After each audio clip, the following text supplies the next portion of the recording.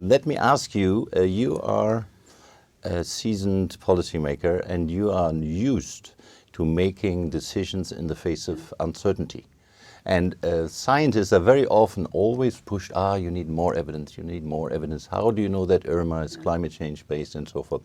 So what advice can you give us that maybe we don't need more evidence, maybe it's just a procrastination or stalling business that's happening here like we had in the tobacco industry? Yeah. So how do you see, how much information do you need to act? Well, you certainly need to have robust science. EPA demands it. We are under scrutiny with everything that we do. So when you're at EPA, the science needs to make the call.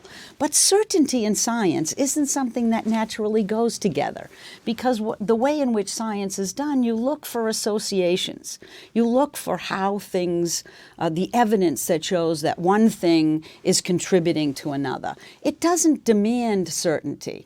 I mean, we don't have certainty in most things in our lives, but when the risk is great and when the evidence is overwhelming, perhaps not certain but overwhelming, that's what we act on. We look at the strength of correlations. That's how we work. That's how science works. So when people demand certainty, all they're doing is trying to challenge us to chase our own tails and to work in circles and circles. We know, and I know, I'm not a scientist, but I listen to them and I read it and I understand it, is that you work on the strength of correlations.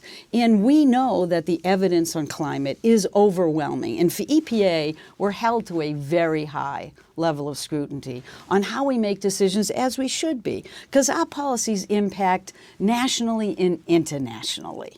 And so when we do rulemaking, like we've done to act on climate change, we actually get scrutinized by the DC Circuit in Washington, but all the way to the Supreme Court. And 3 times the climate science issue has come before the Supreme Court to ask the fundamental question as to whether or not the science is strong enough to underpin serious rulemaking actions that the agency has taken, and we're 3 for 3.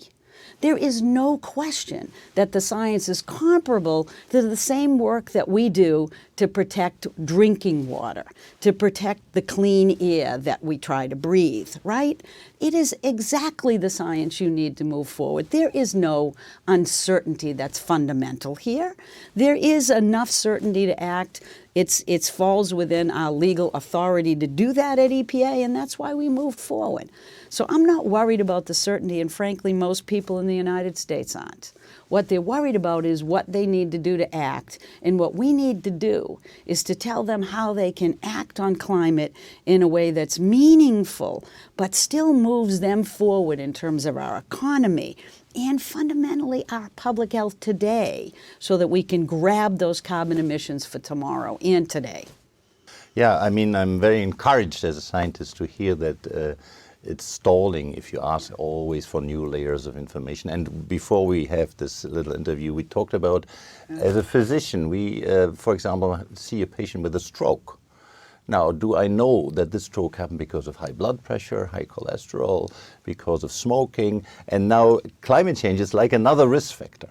Yeah. And so we have to act on the stroke, help the patient survive, and on the risk factors.